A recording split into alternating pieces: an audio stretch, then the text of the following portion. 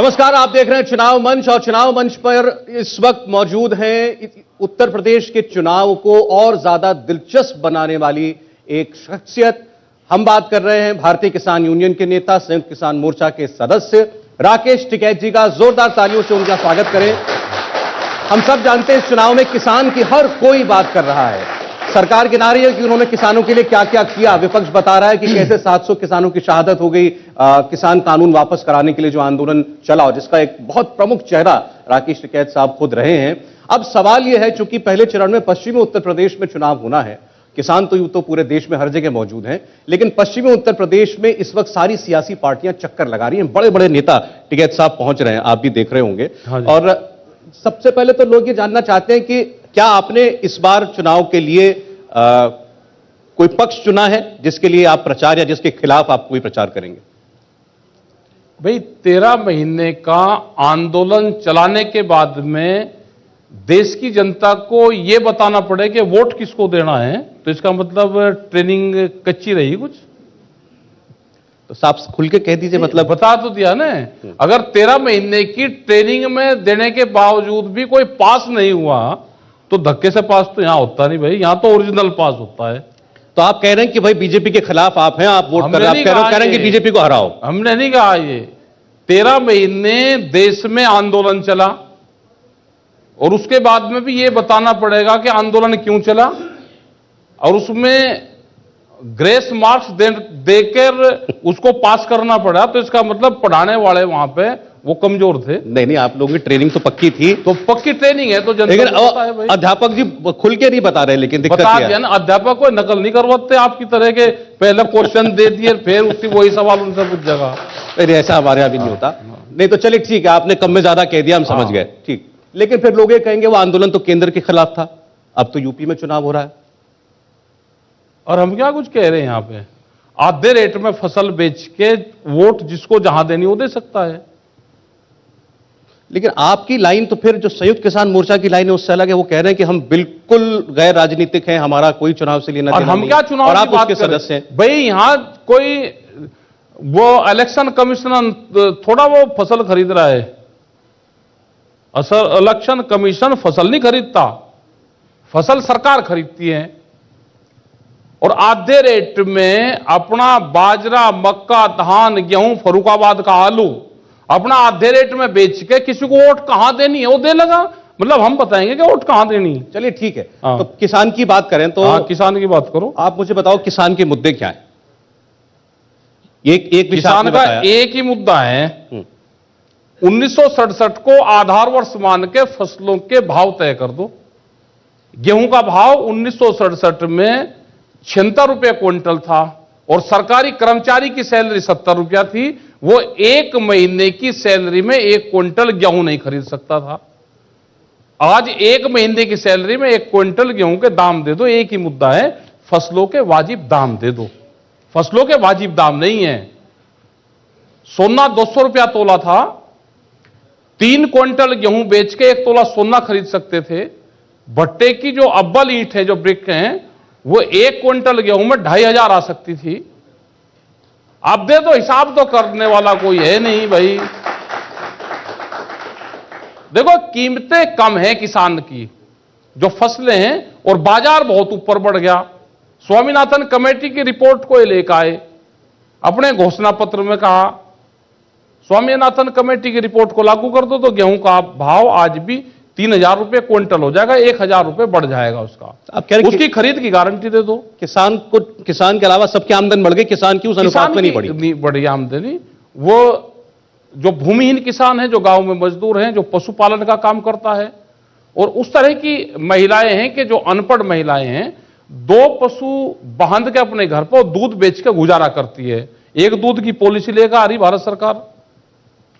बाहर की company dairy product देश में बिकेगा, बाहर की कंपनियों का पूरा दूध का व्यवसाय खत्म होगा। जो मजदूर हैं वो और ज्यादा मजबूत बन जाएंगे, उनके पशु बिकेंगे पूर्ण रूप से। तो ये सारी जो पॉलिसी है भारत सरकार बाहर की कंपनियों को लेकर आ रही है, जिससे हमारे यहां पे पूरी बेरोजगारी फैलेगी, उससे नुकसान होगा। उन चीजों पर बातचीत करना नहीं चाहती सरकारें। सरकार के लोग ये कहते हैं कि किसान आंदोलन में आपकी भूमिका, चलिए ठीक है, आप किसान आंदोलन के खिलाफ थे, एक मुद्दा था, अब वो मुद्दा हल हुआ तो अब आप नए नए मुद्दे ढूंढ रहे हैं, क्योंकि बस मुझे सरकार वो मुद्दा तो आया ही नहीं था अभी। वो तो एक आने वाली बीमारी थी, 3 कानून, उन बीमारी का पता चल गया, उसकी पहले रोकथाम कर ली, रोकथाम करके वो रुक गई। लेकिन किसान की बीमारी थोड़ा खत्म होगी भाई, कौन सी बीमारी खत्म होगी वो बताओ? जो छुट्टा पशु हैं वो पूरे खेत को बर्बाद कर रहे हैं आज, वो जिम्मेदारी किसकी है? तो उसके लिए जो योजनाएं चला रखी योगी सरकार कहां चला रखी है? योजनाएं कागजों में, यहां से फंड जाता है, वो कहां फंड जा रहा है उसकी जानकारी कर लो। देखो, देश पूर्ण रूप से बंधन में आ गया, इसको बांध लिया, ये मुक्ति चाहता है।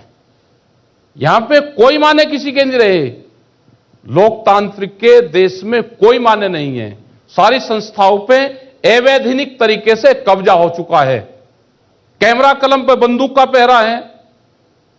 क्या मजबूरी आपको भैया दिखाने की? आप किसका प्रचार कर रहे हो? क्या मतलब सर? ये क्या दिखा रखा है सर? ये देश इस पर चलता है? देखिए क्या लिखा है, ये क्या दिखा रखा है? देखिए क्या लिखा है। अरे किसके कहने से अरे कर रहे हो आप काम? ऊपर देखिए क्या लिखा है, मतलब मंदिर और मस्जिद दिखाओगे आप इस पे? क्या लिखा है ये देखिए, क्या दिखा रखा है? ये चिल्ला नहीं सकते, ऐसा नहीं दिखा आप मुझ पे चिल्ला नहीं सकते, आप चैनल वाले, आप मुझ पे चिल्ला नहीं सकते टिकैत साहब, आप मुझ पे चिल्ला नहीं सकते। ये देखिए, ये क्या लिखा है, ये क्या लिखा है, क्या लिखा है? मंदिर और मस्जिद, अरे ये क्या लिखा है? चैनल वाले देश को बर्बाद करना चाहते हैं।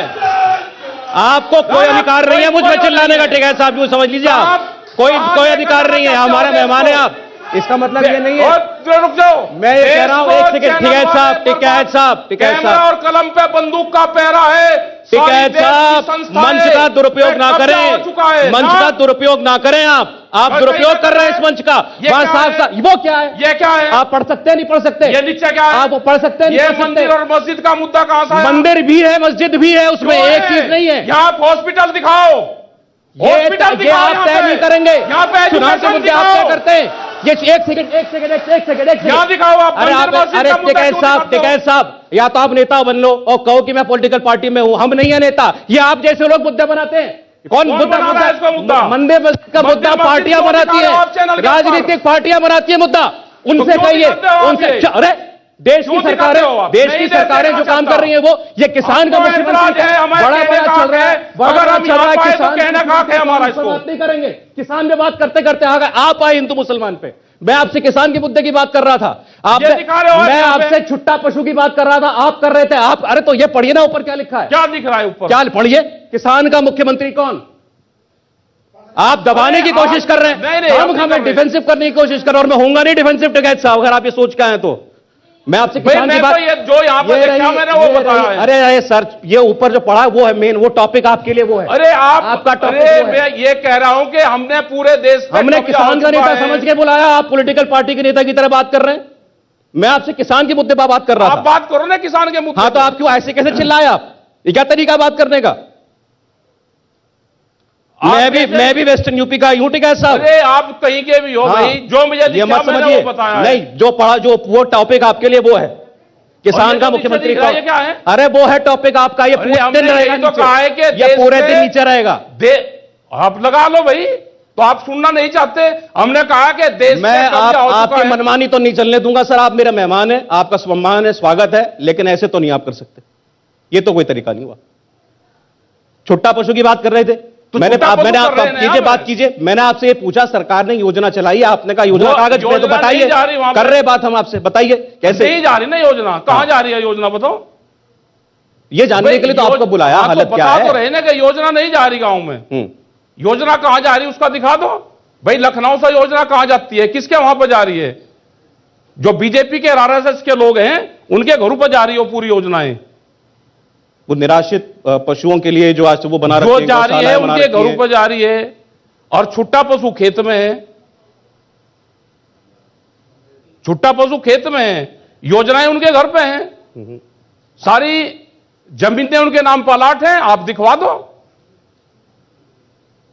अभी यहां थोड़ी देर पहले, आपसे जस्ट पहले बीजेपी के प्रदेश अध्यक्ष आए हुए थे, गौतमदेव सिंह, वो बहुत दावे कर रहे थे किसानों के लिए क्या क्या किया। उनसे सवाल ये हुआ कि लोग कह रहे हैं आपसे किसान नाराज हैं, उन्होंने कहा हमसे किसान किस बात के लिए नाराज होगा? किसान को पहले गांव में बिजली नहीं मिलती थी, यार उसको बिजली मिल रही है, 24 घंटे बिजली मिल रही है, वो तो यहां तक कह गए। हरियाणा का रेट बिजली का 15 रुपये आस पावर है, यहां पे 175 रुपये आस पावर है, 12 गुना का अंतर है। ये गांव के लोग उनसे क्वेश्चन करते हैं तो उसका जवाब दे दो। 12 गुना अंतर है। हरियाणा में भी इसी विचारधारा की पार्टी की सरकार है और यहां पे भी वही है। ये कहीं स्टैंड नहीं कर रहे, ये सिर्फ धोखेबाजी से, जालसाजी से, उससे ये चुनाव जीतना चाहते हैं। हमारा चुनाव से कोई मतलब नहीं है, हम चुनाव से अलग है पूर्ण रूप से। ये तो ना कहिए अब आपकी चुनाव से मतलब नहीं है। नहीं, हमारा क्या मतलब चुनाव से? हम तो चुनाव से अलग हैं। हम चुनाव से वोट अपनी फसल आधे रेट में बेच के बिजली के 12 गुना रेट दे के जिसको जहां वोट देनी है वो दे सकता है। हम नहीं कहते किसी को। तो ये जो 1 लाख, वो कहते हैं हमने 1 लाख रुपए का कर्ज किसान का माफ किया, हम 6,000 रुपए छोटे किसान का 1 लाख रुपए तक का कर्ज माफ किया। और अब झूठ बोलने में तो ये पार्टी वही नंबर 1 है, इसको गोल्ड मेडल जीत गई है। नहीं हुआ ये काम। झूठ बोलने में नंबर 1 है, गोल्ड मेडल जीत गई। कर्जा किसान पे हुआ क्यों है? इनको चेंजिंग करने पड़ेंगे। किसान क्रेडिट कार्ड, किसान एक दिन के लिए जमा करता है 1 लाख रुपए, अगर उसने ले रखा है वो 10,000 रुपए शोकार से लेगा या बैंक मैनेजर से लेगा। एक रात के लिए 10,000 रुपए किसान 1 लाख पे इंटरेस्ट देता है। 1 लाख रुपए पर 10,000 रुपए, वो 300% का इंटरेस्ट देता है। उसमें कोई संशोधन उसमें नहीं किया जा रहा। हर चुनाव में हर पार्टी कहती है हम किसान का कर्ज माफ करेंगे, तो क्या हर बार ऐसा ही होता है? कह रहा है कि ये एजेंडे में अब आया है। किसान आंदोलन के दौरान ये एजेंडे में सारी पॉलिटिकल पार्टी किसान का नाम लेना शुरू करा। ठीक है, कोई माफ नहीं कर रहा। नहीं ये तो करा है 40,000 के करोड़ के करा। अब क्यों है ये? मैं आपसे सहमत हूं कि पहले बात तो ये होनी चाहिए कि कर्जा हो क्यों रहा है किसान पे। कर्जा हो रहा है फसलों के दाम से। ये कहते हैं कि हम 6,000 रुपए दे रहे किसान को। हाँ, अब एक किसान ने 40 क्विंटल धान पैदा करा और वो 800 से 900 रुपए, 1,000 रुपए सस्ता बिका, तो उसका सस्ता बिका 30,000 रुपए उसका लॉस हुआ। अगर उसने 800 रुपए का वो करा, 1,000 रुपए बेचा, 40 क्विंटल में 40,000 रुपए का नुकसान, 6,000 इन्होंने दे दिए, तो 32, 33, 35,000 का तो नुकसान उसका हुआ ना। उसकी भरपाई कौन करेगा? आप फसलों के दाम दे दो, एमएसपी गारंटी कानून दे दो, C2+50 वाला फार्मूला दे दो। उस कानून का हुआ क्या? वो जो कमेटी अभी नहीं हुआ। उसके लिए 31 तारीख में हमारा प्रदर्शन है। जो भारत सरकार ने जो वादा किया था वो उन्होंने पूरा नहीं करा। 31 तारीख में डीसी, डीएम और एसडीएम इनके यहां पे प्रदर्शन हमारा होगा। जो उस पर गारंटी कानून बनना था वो उन्होंने कमेटी नहीं बनाई। आप कह रहे हैं कि वो काम पूरा हुए, अगर नहीं हुआ तो जैसा आंदोलन चला था वैसा का वैसा दोबारा नहीं चलेगा। अभी 1 दिन का रहेगा और उसके बाद में हम पूरे देश भर में जाएंगे। अच्छा, केवल पश्चिमी उत्तर प्रदेश में खास तौर पर बात करें, क्योंकि चुनाव मंच पर आप आमंत्रित हैं, तो जो गन्ने का मुद्दा है इसको लेकर के सरकार खूब प्रचार कर रही है कि हमने उतना भुगतान किया जितना पिछली दोनों सरकारों ने मिलकर नहीं किया। मतलब गन्ने का रेट बढ़ा नहीं, भुगतान ज्यादा कर दिया। ये तो आप भी पूछ सकते हो ना इनसे। वो कह रहे 35 रुपए शायद गन्ने का रेट बढ़ा नहीं और भुगतान ज्यादा कर दिया, तो कहां से कर दिया भाई? पहले साल वो कहते हैं हमने 10 रुपए क्विंटल बढ़ाया था, 5वें साल में 25 रुपया शायद बढ़ाया, टोटल 35 रुपया। 35 रुपए बढ़ाया। अखिलेश यादव ने 65 रुपए बढ़ाया, मायावती ने 120 रुपए बढ़ाया। इनने 35 रुपए बढ़ाने के बाद में सबसे ज्यादा भुगतान कर दिया। कौन सा फार्मूला है भाई? इनसे जरा कागजों पे तो निकलवा लो। मतलब झूठ बोलने में नंबर 1 पे है। नहीं, वो कहते हैं जो सालों साल पेंडिंग पेमेंट रहती थी किसान की, वो पेमेंट हमने उसको प्रक्रिया पास कर दी है। गलत चीज कर रही। अब दूसरे पार्टी की सरकार किसी की आ जाइए हो, मार्च के बाद में 10,000 करोड़ रुपया फिर भी रहेगा और वो कह रहे जी हमने भुगतान कर दिया। मुद्दा यह है कि 14 दिन में गन्ने का भुगतान होता है। 14 दिन में गन्ने का भुगतान होता है, तो आप 14 दिन में गन्ने का भुगतान करवाओ। इशू ये है, हम तो 5 दिन में, आज के रेट में 5 दिन में 200 करोड़ रुपए का गन्ना हर रोज 200 करोड़ रुपए का गन्ना शुगर फैक्ट्री को देते हैं। 5 दिन में 1,000 करोड़ रुपया का गन्ना हम शुगर फैक्ट्री को देते हैं।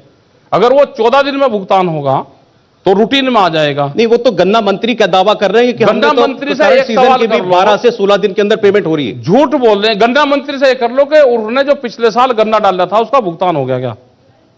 अगर गन्ना मंत्री का भुगतान हो गया हो तो पूरे प्रदेश का हो गया भुगतान। मतलब गन्ना मंत्री स्वयं का, उनके खुद के स्वयं खेत का, खुद का, जो उसका गन्ना डाला, उसके भाई ने डाला, उसके परिवार ने डाला, उसका भुगतान हो गया क्या? पिछले साल का, इस साल का नहीं, पिछले साल का। अभी फरवरी मार्च तक का उनका भुगतान हुआ है, फरवरी का। तो आप कह रहे हैं 1 साल पीछे चल रहा है पूरा, एक पूरी साल प्रक्रिया। पीछे चल रहा है। आप पूछ लो ना गन्ना मंत्री से। नहीं तो ये परेशानी किसान, गन्ना किसान की खास तौर पर पश्चिम उत्तर प्रदेश में नहीं, पूरे पहले प्रदेश में। ये पहले से है, इनके दौर में ज्यादा हुई है या कम हुई है? इनके दौर में भी है, पहले से भी रही। इसमें कुछ बेहतरी भी नहीं हुई इस बार? इसमें कोई बेहतरी नहीं हुई। जो रूटीन पहले से चल रहा वही है। पहले कुछ ठीक था, मायावती वाले टाइम पे कुछ ठीक रहा, अखिलेश के टाइम पे उससे कुछ ठीक रहा। अब के वाले में कुछ फैक्ट्रियां तो ऐसी हैं कि 1 साल का भुगतान उन्होंने रोक रखा। कुछ फैक्ट्रियों के नाम गिनाते हैं, चीनी मिलों के, कि हमने मोदी वाले हैं, वो कहते हैं चीनी मिलों पर हमने उनके रिकवरी कराई है। कुछ नहीं करा, कोई रिकवरी नहीं है। बजाज शुगर भी बजाज का नाम लेते हैं, बजाज का है, मोदी वाले हैं, और है कई फैक्ट्रियां हैं। ठीक है साहब, आखिरी कुछ एक सवाल आपके लिए। एक कंट्रोवर्सी हुई पीछे, उस पर मैं आपका प्रतिक्रिया चाहूंगा, फिर वही चुनावी बात में कर रहा हूं। हाँ। नरेश जी का एक स्टेटमेंट आया था, उन्होंने कहा कि ये जो उम्मीदवार है इनका साथ दो भाई, और उसके बाद लोग घर पे आते हैं वहां जी, आपके यहां पे भी सारे पार्टी के लोग आपके मंच पे बैठे हैं, आपके यहां आते हैं, तो आप उसको ये थोड़ा कहते हो कि भाई हम आपसे बात नहीं करेंगे, उससे नहीं करेंगे। वहां पे घर वो खाप पंचायत का घर है, वहां पे सब जातियां वहां पे रहती है, सब लोग पॉलिटिकल पार्टी के लोग वहां पे आते हैं। एक पॉलिटिकल पार्टी का यहां बैठा, दूसरे वाले का दूसरी जगह बैठा, उसी घर में जी। वो एक जगह भी नहीं आते हुए, एक जगह बैठे भी जाते हैं। तो सब यही तो कहते हैं उनको कि भाई जाओ, सब साथ ही में ही हैं। सब साथ का मतलब ये नहीं कि हम सब साथ में हैं, उसका मतलब ये नहीं होता। तो फिर उनको अगले दिन ये क्यों कहना पड़ा कि मैं ज्यादा बोल गया था? हमने ये कहा कि एक विचारधारा के लोग होंगे वहां पे, हजारों आदमी एक तरह के आगे, तो उन्हें कहा भाई जाओ अपना काम करो, हम तो सब साथ ही हैं, चलो अपना काम करो। संजीव बालियान जी की फोटो जो आई भी थी, सब आते हैं उससे कोई प्रभाव पड़ा क्या? वहां पे सब लोग आते हैं, वहां पर अभी भी रोज जा रहे। कोई आप पार्टी के जाएंगे, कोई दूसरे वाले जाएंगे, कोई कांग्रेस वाले जाएंगे, समाजवादी वाले जाएंगे, लोकदल वाले जाएंगे, बीजेपी वाले भी जाएंगे, आज भी जा रहे होंगे। तो वहां पे जाओ, वो सार्वजनिक घर है, उस घर में कोई पॉलिटिक्स नहीं है, वहां पे सार्वजनिक घर है, खाप पंचायत का घर है, सब लोग जाने चाहिए वहां पे। और जिस किस्म की चुनावी बयानबाजी वेस्टर्न यूपी को लेकर के हो रही है, और कोई 80-20 कहता है, कोई कहता है कि 80 जिन्ना वाले हैं, 80 जो है, यही तो 80 जो है वो। सर मैं इसका ये जवाब आपको मॉडल दे नहीं चुका। चलने का। इस मेरी बात पूरी और अभी जो 80-20 वाला स्वतंत्र देव जी का ही था वो बयान कि 80 जो है वो तो संविधान मानने वाले हैं, और 20 वो हैं जो जिन्ना को मानने वाले हैं। ये कह रहे हैं कि वो मॉडल इनका चलेगा नहीं, वो मॉडल पुराना हो चुका, 20 साल पुराना मॉडल है, वो गाड़ी इनकी स्टार्ट होने वाली नहीं है। गांव के लोग तैयार बैठे, ये जैसे ही उसको धक्का मारेंगे, रिस्टार्ट करेंगे, वो तुरंत उसमें पानी डाल देंगे, वो उसको जलने नहीं देंगे। तो जाट मुसलमान वाला जो एंगल चलाया जा रहा है, जाट नहीं है ना, एक जातियां हैं, डोमिनेंट वोट है ना, वो मुद्दा चलेगा ही नहीं। कितना ही उसके होल्डिंग लगाओ, कितना ही चलाओ, 20 साल पुराना खटारा गाड़ी होगी। नया मॉडल लेकर आना पड़ेगा, विकास का इशू लेकर आना पड़ेगा, हॉस्पिटल लेकर आने पड़ेंगे, स्कूल लेकर आने पड़ेंगे, ये लेकर आना पड़ेगा, वो मॉडल चलेगा ही नहीं इनका। नहीं, ये तो बड़ी अच्छी बात कह रहे हैं, लेकिन जात पात पे वोट पड़ते हैं हमारे, ये सच्चाई है, ये तो सच्चाई है। नहीं, गिरवा वोट, जात पात पे गिरवा वोट खूब। होगा कि नहीं होगा, मैं तो ये पूछा आपसे। बता तो रहे इसके रिजल्ट तो आ जाएंगे, ये स्टार्ट करने की कोशिश कर रहे हैं ना। देश का होम मिनिस्टर घर घर पर्चे बांट रहा, वो स्टार्ट नहीं होगा मॉडल, पुराना मॉडल ले लिया। अब तो इलेक्ट्रॉनिक गाड़ी की बात कर रहे हैं, आप पुराना खटारा मॉडल लेके, आप फिएट गाड़ी लेकर उसी को दिखा रहे कि उसको उसमें से जाए घास फूस में से 5 साल लोग को पड़ी रही, उसमें से कट्टी कर उस पर पेंट करा, और उसी को ही आप बढ़िया मर्सिडीज जी बता रहे। भाई अब तो इलेक्ट्रॉनिक कार आ गई, उसी के पंप और उसी के चार्जिंग पॉइंट बनने लग रहे, उसकी बात करोगे। विकास की बात होगा तो चलेगा, ये देश की जनता युवा नहीं मानेगा। बड़ी अच्छी बात है टिकैत साहब, जो आप कह रहे हैं अगर हकीकत में हो जाए तो बहुत बहुत धन्यवाद। होगा हमारे मंच पर आने के लिए बहुत धन्यवाद भाई। धन्यवाद।